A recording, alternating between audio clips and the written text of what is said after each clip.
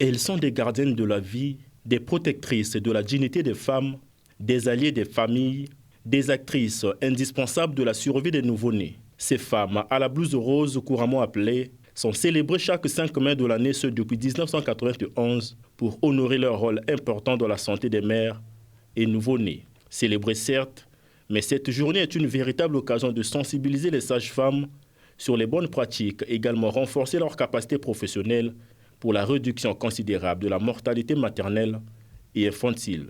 Ce choix traduit une conviction forte.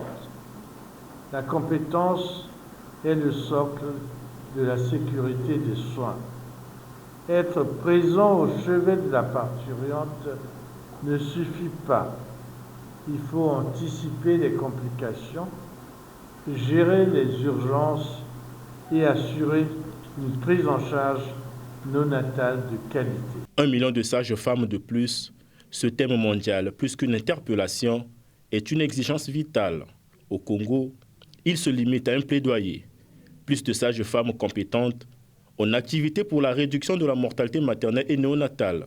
Ceci s'aligne parfaitement aux missions de l'UNFPA, Fonds des Nations Unies pour la population, celle de garantir que chaque grossesse est désirée, chaque accouchement sans danger et le potentiel de chaque jeune est réalisé. Ce thème, il nous rappelle qu'investir dans les sages-femmes, c'est par essence investir dans la vie elle-même.